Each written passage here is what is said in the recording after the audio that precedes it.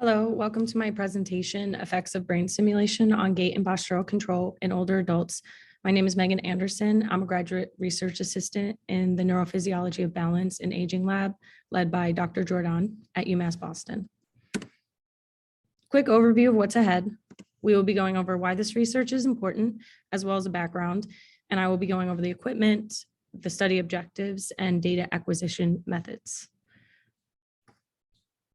So, why is this research important? This graph from the US Census Bureau shows the historic and projected older adult population. I placed a red line for where we are now in 2022. The most recent data collection is from 2019, and it shows that there are 54.1 million people aged 65 or older in the US. And I say were because more than 10,000 people have turned 65 a day over the past few years. The older adult population is increasing every decade as one of the fastest growing demographics within our population, surpassing the growth of under 65-year-olds by 33%. On the right, I have listed the percentage of the population that older adults encompass. You can see that from 1900 to 2000, the percentage of older adults tripled, and by 2019, it had quadrupled. It's expected that this percent will continue to increase to be 22% by 2050. According to the World Health Organization, older adults have the highest risk of death or serious injury arising from a fall, and this risk increases with age. In fact, 1 in 4 older adults report falling every day. First of all, let's define what a fall event is. It's a change in the position of an individual to a lower level compared to their original posture, followed by unintentional contact with the support surface. As a lot of people know, falling can be dangerous. 1 out of 5 falls causes a serious injury, and over 800,000 people go to the hospital a year as a result. One such injury that can occur is hip fractures, which is fatal in 20% of patients. Falls also happen to be the most common cause of traumatic brain injury. As the number of older adults in our population increases, the number of falls will also increase. In 2018, falls resulted in over 32,000 deaths, and in 2019, over 34,000, a change from 88 to 93 older adults' deaths a day. As of now, every 20 minutes, an older adult dies from a fall in the US, and this is projected to increase to 7 fall deaths an hour by 2030. Additionally, all adults aged 65 and older are at risk of falling. Older adults more likely to fall include females, those 85 and older, and American Indian and Alaska Natives. Within the US, 20 to 34% of the older population report taking a fall, with the rate in Massachusetts being equal to the national rate of 25.9%. Interestingly, falling one time doubles the risk of falling again. A possible mechanism of this is that many people who fall, even if they weren't injured, become afraid of falling again. This fear could cause a person to cut down on their everyday activities, and most likely will. When they are less active, they become weaker, and this increases their risk of falling again. And let's not forget about the economic burden. I put in the previous slide that falls produced $50 billion in medical care costs in 2019. 75% of that cost was shouldered by the federal government through Medicare and Medicaid, which is funded with our tax dollars. As such, falls are a public health issue, and there is a need for research analyzing the relationship between falls and their risk factors and things that we can do to mitigate them. Although there are other causes of falls that should be considered, the Neurophysiology of Balance and Aging Lab is exploring underlying vascular mechanisms involved in walking and standing. These acts are regulated by postural control. Postural control is the ability to maintain the body's center of mass over its base of support, something that we naturally do as we stand. Gait is the ability to regulate the interaction between a body's center of mass and a dynamically changing base of support. Aging, as well as age-related diseases, can impair one's postural control due to neuronal degeneration. Postural control is achieved and maintained by a complex set of sensory motor control systems that includes exteroception, which is perception of light, sound, or heat, proprioception, which is touch, the vestibular system, which is motion, equilibrium, and spatial orientation, as well as sensory input from vision. And this is followed by the integration of that sensory input, followed by the corresponding motor output to perform a specific movement. Within central nervous system integration, the brainstem sorts the sensory information to send to the cerebellum and cerebral cortex. The cerebellum takes this information to coordinate and regulate posture, movement, and balance by providing information and automatic movements learned through repeated exposure. An example of this would be a tennis player learning to optimize balance control while they serve a ball over the net. The cerebral cortex, which is the outer membrane of the cerebrum, is responsible for taking the sensory information and using higher level thinking and memory from previously learned information to optimize postural control. An example of this would be the change in body movement required to safely navigate icy sidewalks compared to normal conditions. Postural control is dependent on multiple aspects of cognition. Due to cognitive motor complexity of standing and walking, the prefrontal cortex contributes to the control of both gait and postural control. This makes the prefrontal cortex an area that can be targeted to improve postural control outcomes. But what affects postural control and gait? Newell's theory of constraints identifies factors that limit, contain, or help shape the development of movement. In this lab, we are focusing on understanding individual constraints within the body, specifically the underlying mechanisms, vascular mechanisms of postural control, cerebral blood flow, and the corresponding oxygenation of the prefrontal cortex. There are also environmental constraints, which are from outside the body in the world around us, and task constraints, which are specific to a task. The prefrontal cortex is activated during dual tasking. Dual tasking is the ability to concurrently perform a cognitive task while walking or standing. Compared to single task, dual tasking activates a larger network of brain regions, including the left dorsolateral prefrontal cortex.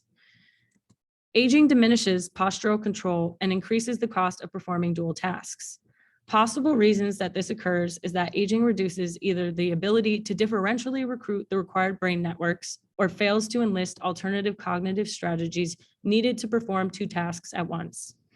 This is important as activities of daily living often require one to stand or walk and concurrently interact with the environment. If there is a reduced cerebral blood flow, the oxygenation of the prefrontal cortex during activation will also be reduced. Aging, diabetes, and Alzheimer's lead to increased cerebral vascular resistance and decreased cerebral blood flow to the prefrontal cortex, resulting in reduced prefrontal neuromotor activity due to the reduced oxygen uptake. In older populations, impaired brain activation has been associated with functional decline in gait and postural control. The underlying vascular mechanisms, the cerebral vascular resistance and prefrontal cerebral blood flow, are further affected by age-related diseases. Despite these relationships, only indirect links between brain activation and postural control and aging has been established. This is because previous equipment limitations prevented the measurement of brain markers while a person stood and walked. However, technology advancements will now enable such an investigation and allow us to further understand the structure and function of brain regions that contribute to postural control during the performance of dual tasks. And that is where we come in as a lab. But before we talk about the equipment, let's talk about the preliminary research. I will be going over 3 studies that have led to the lab's current objectives, utilizing transcranial direct stimulation to improve postural and gait outcomes in older adults with age-related diseases. The first study I will be going over is dementia alters standing postural adaptation during a visual search task in older men. Many activities of daily living rely on the ability of individuals to dual task. In a healthy postural control system, one adapts to dual tasking to optimize performance. I put up this graphic to show how many things that Alzheimer's disease affects. The blue circle highlights the symptoms that affects postural control, the endothelial function, and cerebrovascular insufficiency. In addition to natural changes in standing sway as one ages, dementia further disrupts one's ability to balance with and without a dual task and further increases risk of falling in older adults. In dual tasks, optimal postural adaptation appears to be dependent upon the demands of the secondary task. In the case of a visual search while standing, this would be the visual search. In healthy younger and older adults, postural sway in the medial to lateral and anterior to posterior directions reduces more during the performance of a standing visual search task than when one is looking at a blank whiteboard. This is because the execution of a visual task while standing prioritizes the stabilization of the visual system to facilitate the visual search performance. As such, the purpose of the study was to investigate the effects of dementia on standing postural adaptation during the performance of a visual search task. Jordan et al. Hypothesized that in older adults, those with dementia would exhibit an impaired ability to reduce their postural motion relative to those without dementia. In this study, there were 31 older adults, 16 with dementia and 15 without. They were all male, but that wasn't for lack of trying to recruit females. There was just males available. Each participant was enrolled once a clinical team confirmed the presence or absence of dementia, and dementia was considered to be present if the participant scored between a 12 to 23 on a mini mental state exam and was absent if they scored between a 27 to a 30. For the intervention, target whiteboards replaced 2.5 meters in front of a Wii balance board. Participants stood on the Wii balance board with their shoes off and their hands by their sides and completed 4 randomized 60-second trials. For these trials, there were 2 task conditions, which were completed 2 times each, and this consisted of a control and visual search. The control condition had the participant viewing a blank whiteboard, and the visual search had the participant viewing a whiteboard with 156 randomized alphabet letters. Visual search task accuracy and postural sway were recorded in both the medial lateral and anterior posterior directions, and postural adaptation was measured. Additionally, any non-posture related bodily movements were noted. The results of this study support that Alzheimer's dementia alters postural adaptation to a cognitive visual search task in older adults, as well as reinforces that lower cognitive functioning in healthy older adults can also lead to altered adaptations. Across the dementia and non-dementia groups, the lower participant performed on the MMSE, the worse they performed on the visual search task. This suggests that cognition is critical to motor capabilities, which includes postural control. Those with dementia exhibited greater sway variability than those without dementia, irrespective of task condition and independent of age, BMI, and education. Figure A shows that medial lateral postural sway variability was significantly higher in the dementia group, the solid line, when performing a visual search, and stable in the non-dementia group, the dotted line, across tasks. In figure B, we can see that anterior posterior sway was different between the groups.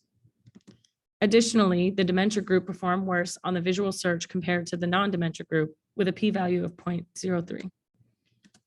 The next study I will be reviewing is slow gait speed, an indicator of lower cerebral vasoreactivity in type 2 diabetes. Vasoreactivity is a cerebrovascular control mechanism used to maintain brain perfusion during increased metabolic demands to support areas of the brain that are being activated. So during a dual task, the dorsolateral prefrontal cortex requires consistent perfusion to support both walking and a concurrent cognitive task. It is already known that blood flow velocities in the middle cerebral artery, or MCA, increases proportionally to walking speed in healthy older adults, as well as that gait speed is a predictor of mobility, morbidity, and mortality in older adults. However, type 2 diabetes is linked to altered cerebral blood flow regulation and is itself associated with slow gait speed and functional decline. Therefore, the purpose of this study was to determine the relationship between cerebral vasoreactivity and gait speed in older adults with and without type 2 diabetes. Jordan et al. Hypothesized that lower global and regional vasoreactivity would be associated with slower gait speed in older adults, particularly those with type 2 diabetes. 61 older adults with diabetes and 67 without were studied. A perfusion MRI was completed to measure global vasoreactivity, and preferred gait speed was calculated separately with a 75-meter walk in 12 minutes. In this study, vasoreactivity was defined as the slope of the best fit line produced by linear regression of perfusion and carbon dioxide values across 3 conditions: normal breathing, carbon dioxide rebreathing, and hyperventilation. During a 3D continuous arterial spin labeling MRI, the participants breathed normally for a baseline measurement that was around 33 to 38 millimeters per mercury, hyperventilated to reduce carbon dioxide to around 25 millimeters per mercury, and then performed rebreathing for hypercapnia by breathing in a mixture of 5% carbon dioxide and 95% air to increase carbon dioxide to around 45 millimeters per mercury. This allowed for a participant's overall vasoreactivity to be considered in the analysis. The results of this study supports that cortical blood flow regulation is an important determinant of functional outcomes. It was also confirmed that slow gait speed is an indicator of lower blood flow response to stressors in older adults with type 2 diabetes. Figure A shows reconstructed anatomical and perfusion maps for 2 of the diabetic participants. The darker coloring represents less vasoreactivity, as displayed in the legend on the right side. The top row participant has a higher global vasoreactivity and a faster gait speed. The bottom row participant has lower global vasoreactivity and a slower gait speed. Figure B shows that lower global vasoreactivity, as in participant 2, was not associated with slower gait speed in non-diabetic participants. Additionally, the non-diabetic group overall had higher gait speeds compared to the diabetic subjects. These results are supported by other studies demonstrating that walking requires dynamic adjustments in both cardiovascular and cerebrovascular systems to meet varying metabolic demands. Therefore, diabetic participants with reduced vasoreactivity may have a diminished ability to increase perfusion in response to the metabolic demand associated with walking. It has been found in other studies that older adults with Alzheimer's dementia have similar significant disturbances in gait and postural control to what was seen in this study by Nakamura. The final study I will be going over is a reduction in dual task costs by non-invasive modulation of prefrontal activity in healthy elders. Dual tasking can come at additional cost in older compared to younger adults and activates the prefrontal cortex. This figure from Waxel and Holzer is a great visual aid for what I just said. It shows prefrontal cortex activation increasing more in response to a dual task walk, which is on the top, compared to a single task walk as measured with functional near infrared spectroscopy. You can see that the corresponding gait speed is lower in the dual task despite increased activation. This is because the dual task cost is reducing the gait speed. Strategies designed to facilitate prefrontal cortex excitability may therefore improve dual task capacity and also improve gait and postural control outcomes. A non-invasive way to improve excitability of the prefrontal cortex is with transcranial direct stimulation.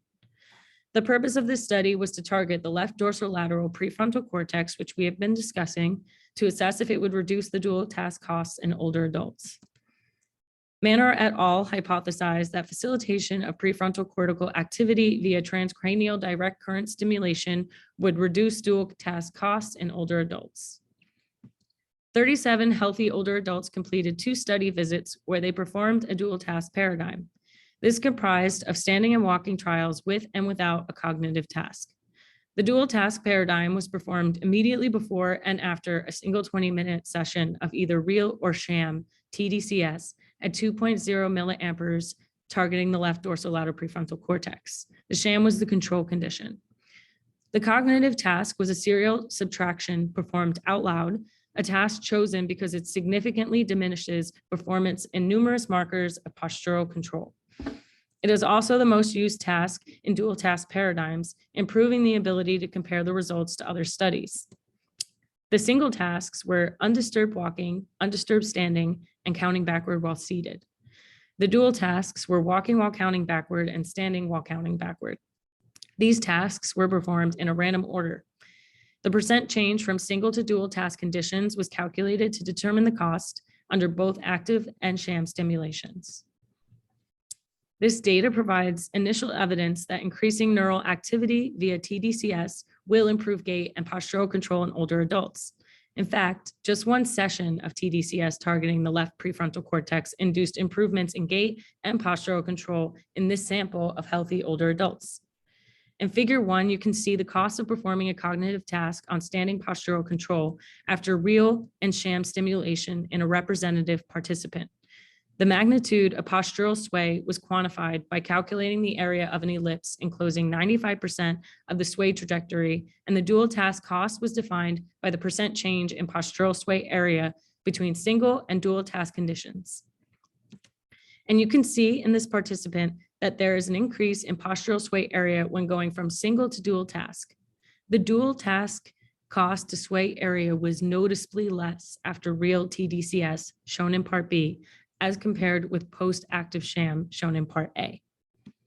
In Figure 2, you can see the dual task costs to standing and walking before and after TDCS. The real TDCS is in red and the active sham is in blue. As compared with the active sham, real TDCS significantly reduced the dual task cost to standing postural sway area, Section A, as well as walking speed, Section D. Further analysis revealed that neither real nor sham TDCS influenced standing postural sway area, Part B, or walking speed, which is Part A, under single task conditions. However, under dual task conditions, the standing sway area was significantly smaller, Part C, and the walking speed was significantly faster, Part F. And remember, these results are in healthy older adults without age-related diseases. The studies I have mentioned all have one thing in common. Brain activation was not measured during standing and walking, and as such, they only provide an indirect link between brain activation and functional outcomes. The results support that cognition is critical to motor capabilities, cortical blood flow regulation is a determinant of functional outcomes, and increasing neural activity will improve gait and postural control in older adults. TDCS can modulate the neuronal excitability that improves these outcomes by increasing the cerebral blood flow and, in effect, improving gait and postural control. The Neurophysiology of Balance and Aging Lab has the innovative equipment needed to investigate the direct link of brain activation and gait and postural control with the transcranial Doppler ultrasound and functional near-infrared spectroscopy devices. They are valid and reliable technologies that can be used to measure brain activation during walking and standing. Our lab will be the first to apply TCDX and FNIRS simultaneously to examine prefrontal brain activation. Now I will go over what equipment we will be using in our study protocol, what it measures, and what study endpoint it will help us achieve. TDCS is the experimental condition. Both TCDX and FNIRS are measuring brain activation, and the mobility lab will be assessing postural control parameters. The TCDX, FNIRS, and mobility lab devices will be worn simultaneously during dual task paradigms. As I have mentioned, gait and postural control are dependent on prefrontal brain activation during walking and standing. Therefore, an intervention aimed at increasing brain activation in this area can improve functional outcomes in older adults. In this study, we will be using the StarStim system to perform transcranial direct current stimulation and electroencephalography, which is just EEG. TDCS is a neurophysiological technique under the umbrella of transcranial electrical stimulation used to augment the excitability of neuronal tissue. It is safe technologies that sends low-level electrical currents between two electrodes placed upon the surface of the head. During our stimulation protocol, the anode electrode will be placed over the left dorsolateral prefrontal cortex, which is the F3 region on a 1020 EEG placement system, and the cathode will be placed over the right supraorbital region. These placements are shown in the diagram on the bottom right. Neuroelectrics has made the StarStim 8 with a software program called NIC2 or Neuroelectrics Instrument Controller. It's an application that allows a computer to interact with the TDCS hardware wirelessly to control both EEG measurements and TDCS administration. Additionally, the electrodes we are using enables both the recording of brain activity with an EEG as well as separately administers TDCS. Thanks to one of the graduate researchers, Jillian Francis, who allowed us to practice on her, she is up on the top right. A single 20-minute session of TDCS can increase neural excitability for over 40 subsequent minutes. Additionally, as the last study I went over showed, stimulation of the dorsolateral prefrontal cortex significantly reduces dual task costs. You might remember from the conceptual map I showed, brain activation of the prefrontal cortex requires cerebral blood flow to be consistent. As shown in the diabetes study I went over, diminished capacity to regulate cerebral blood flow in response to cognitive tasks is linked to worse walking performance under both single and dual task conditions, but the measurements were performed without direct measurements of brain activation. As you can see in the diagram on your bottom right, transcranial Doppler ultrasound, aka TCDX, gives us a little window into the head. This allows us to see blood flow pulsing through the middle cerebral artery, a large vessel supplying the prefrontal cortex. In our current study, immediately before and after each TDCS session, participants will be instrumented with the TCDX device to measure cerebral blood flow velocity within the MCA directly while people complete a movement paradigm. TCDX probes will be placed on the skin above the left earlobe and stabilized with a counterbalance. While we will be fitting the TCDX device on potential enrollees during screening to ensure that we can locate the MCA, some bone structures will not allow for blood flow detection. Regardless, participants will not be excluded for this in our study. What is cool about this device is that we can disconnect the TCDX hardware from our laptops, and it will continuously record data while the participant completes the movement paradigm, allowing measurement of the cerebral blood flow response while the participant is standing and walking. It looks a little bit like this.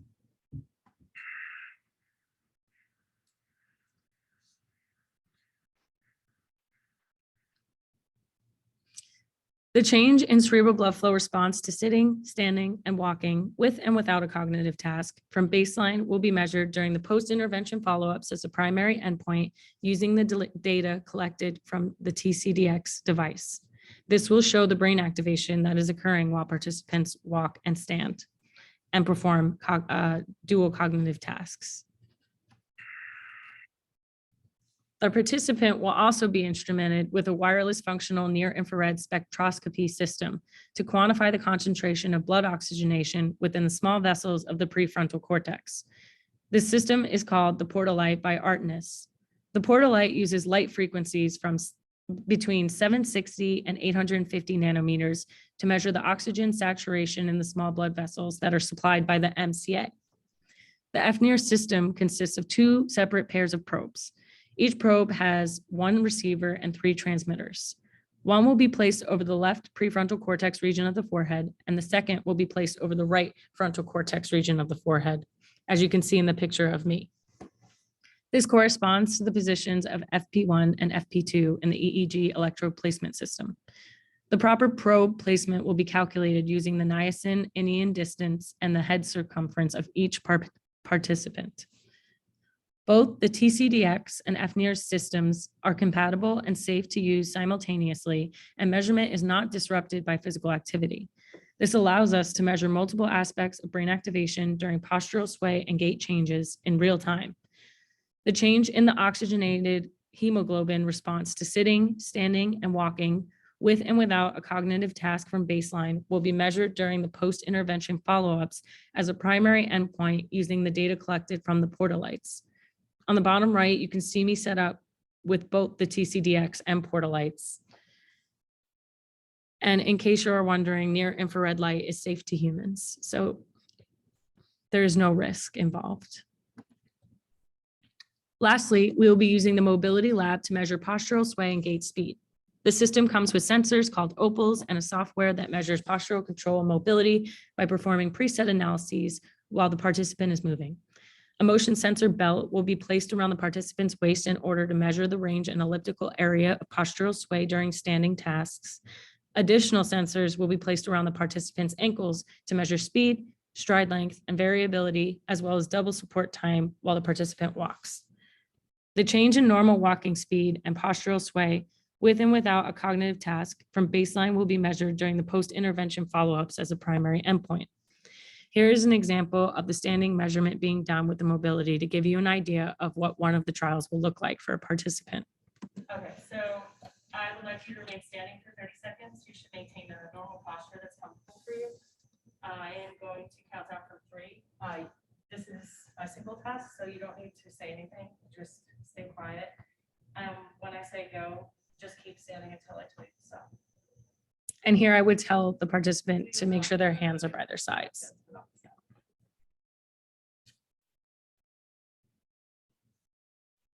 And they would just stand there for 30 seconds. Now we will move into the current study. The purpose of this research is to see if TDCS can increase the neuronal excitability in the prefrontal cortex, which should lead to increased cerebral blood flow and oxygen levels in the brain, and how these changes influence one's balance when standing and walking under different situations. We will be performing an acute TDCS session at baseline, and proceeding with a 10-day intervention to see the longer-term effects of TDCS. There is also an overarching aim to utilize innovative technology to study and begin to understand the direct relationship between brain activation and gait and postural control in older adults with type 2 diabetes and dementia from Alzheimer's disease. The hypothesis is, compared to active sham, the control group, the TDCS group will exhibit improved gait speed when walking, reduced postural sway when standing, as well as decreases in brain activation during standing and walking with and without a secondary cognitive task. Think about that photo that I showed where even though the person was increasing their brain activation while they were doing a dual task, they were still walking slower. So hopefully we can change that. This hypothesis applies to both the acute and longer term effects of TDCS. This study is double-blind, so neither the participants nor the study team will know who is receiving sham or the actual stimulation. Both the investigators and the participants will be blinded because we will be having an outside member type in a password to set up the protocol before they arrive. So that's how we'll ensure that nobody knows. The transcranial stimulation software comes with the password key and we'll get it from the company. There will be a minimum of 64 participants, which means that 32 will either have diabetes or Alzheimer's dementia. And within these disease groups, 16 will receive TDCS and 16 will receive the active sham. And in total, 32 people will receive TDCS. The study population consists of two groups: older adults that are physician diagnosed with either type 2 diabetes or Alzheimer's dementia, but not both. Additionally, the diabetic group must not be insulin dependent, and both groups must achieve a Montreal Cognitive Assessment, aka the MoCA, score of 18 or greater out of 30. This study group will not contain a vulnerable population, as participants must be able to provide consent.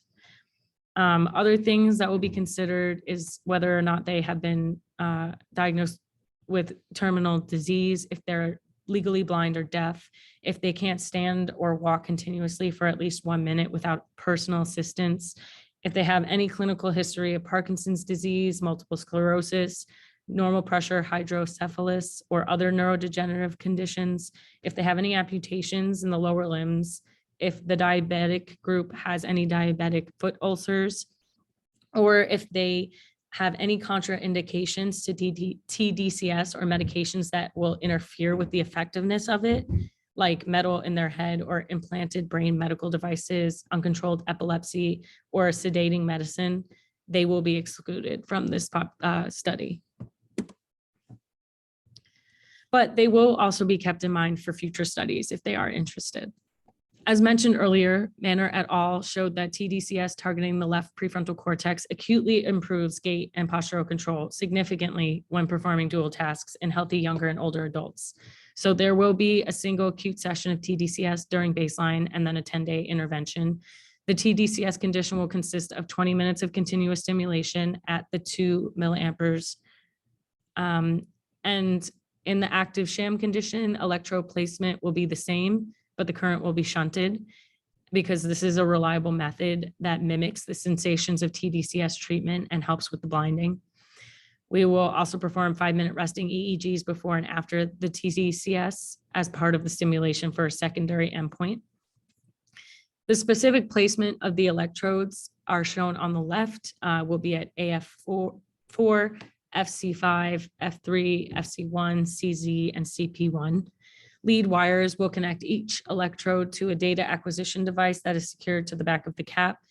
As I mentioned earlier, the StarStim is wireless. So once the participant is set up, they will be able to sit for the duration of the protocol quietly while research assistants monitor to ensure the stimulation has no hiccups. The study protocol has 5 parts, and a participant will be enrolled in the study for about 60 days. We will be doing a phone screening followed by an in-person screening, a baseline assessment with the TCDS acute session, and then the 10-day intervention, as well as 2 follow-up assessments. Phone screening is just a preliminary interview to determine if someone can participate in the study. A potential participant will be contacted and provide an overview. And if they're interested in learning more, we will complete a 30-minute screening based on the inclusion and exclusion criteria.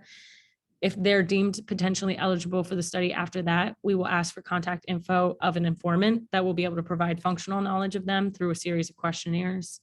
And after speaking with the informant, if the participant is still potentially eligible, they will be invited to attend an in-person screening assessment at the research lab here at UMass Boston. The in-person screening is more in-depth. It will have a physical and cognitive functioning assessment. Informed consent will be obtained using a USD brief assessment of capacity consent questionnaire, and the participant has to score 14 points or higher to be included. If they are unable to do so, the person obtaining consent can review the study details again with them and have them return on another day to redo the UBACC. After the consent process, participants will undergo the MOCA. And the reason why we're using that is because it's a tool that can detect mild cognitive impairment as well as specify the affected cognitive domains in general populations. Like I said earlier, they have to score an 18 and they can't retake this test. Once the MOCA medical history and medication record is complete, eligible enrollees will complete the remaining screening tests and questionnaires, including a physical neurological exam, demographic questionnaire, a hemoglobin A1C test, as well as questionnaires related to cognition, behavior, activities, pain, and mental health. Visit 2 is the baseline assessment. That includes the acute TDCS session, dual task paradigm, and clinical assessment. After a health questionnaire, participants will perform a timed up and go trial and complete the short form Berg balance scale to assess mobility, balance, and lower extremity strength as part of the clinical balance assessment. They will also complete a questionnaire about their history of falls. In the standing and walking paradigm, participants will be asked to sit in a chair, stand and walk in 30-second trials. While sitting, participants will be instructed to fixate their vision on a marked X on the wall. For the standing condition, participants will be instructed to stand comfortably with their arms at their sides and fixate on a marked X. And for the walking condition, participants will be instructed to walk at their preferred speed. Each of these single tasks will also be completed with an additional secondary task, which will be the serial subtraction task out loud, the same one I explained earlier, in intervals of 3, 5, or 7 from a random 3-digit number. Each trial will be completed 5 times per condition for a total of 30 trials in a random order. So 5 sitting while subtracting, 5 standing while subtracting, 5 walking, and 5 walking while subtracting. As I mentioned earlier, during the movement paradigm, the standing and walking outcomes of postural sway will be measured by the mobility lab, and the markers of brain activation will be measured by both the FNIRS and TCDX equipment simultaneously. At the end of the visit, participants will complete a TDCS side effects questionnaire, just to ensure that they weren't having any pain, no burning. We'll also make sure that they don't have any open wounds on their head before we place the neoprene cap on them, just making sure that everything is good to go. Next will be the 10-day TDCS intervention. The double-blind randomization will be set up prior to the participant arrival so that we can start the protocol right after the health change questionnaire, which is just a COVID questionnaire. The lab personnel will set the participant up with the SAR stim and gel electrodes. The participant will sit for the 20-minute protocol, receiving either TDCS or active sham in the gate lab. We may be going to participants' homes and administering, depending on the circumstance. People can't come to campus unless they're vaccinated. So if they're not vaccinated or if they don't feel comfortable traveling, we may go to their home instead of doing it in the gate lab. After and before the TDCS, there will be the resting EEG, and before the participant leaves or before we leave their home, they'll complete a pain inventory questionnaire, a TDCS side effects, and a TDCS blinding efficacy questionnaire post-stimulation. Once the intervention is completed, there will be 2 follow-up assessments, one within 3 to 5 days of intervention completion, and the second follow-up will be done within 30 to 35 days of the last TDCS session. These assessments will be identical. They will consist of a physical, questionnaires, a movement paradigm, and the clinical balance assessments performed at baseline for comparison, trying to see if the 10-day intervention had longer-term effects compared to the acute session. To conclude, I would like to remind you that Fall risk in older adults is a major public health issue. As the number of older adults increases nationally, the number of deaths and serious injury is also going to dynamically increase. To put a number to it, there were about 52 million people over the age of 65 in 2018, and this is projected to be 73 million people by 2030. Therefore, instead of there being 36 million falls and 8 million injuries as there were in 2018, this problem we have is going to grow to be a projected 52 million falls and 12 million injuries by 2030, just less than 8 years away. Considering that over 10,000 people turn 65 every day, performing research to understand what mechanisms put older adults at risk of falls and what interventions we can utilize to reduce that risk is important. Death rates and healthcare costs will continue to increase, and quality of life will continue to decrease despite falls being preventable. Our lab will be investigating TDCS as a possible intervention to support long, independent, and healthy lives in the older adult population, and will hopefully be helping to improve the outlook of fall risk. Thank you for taking the time. If you have any questions, you can email me, even if I'm not in the lab, as well as email the lab website or email. And we will be having a website put up. So if you are interested in that, you can Google or reach out, as well as give us a call. We're located in the Quinn building at UMass Boston in the upper level, room 0032B, which is near the exercise physiology lab.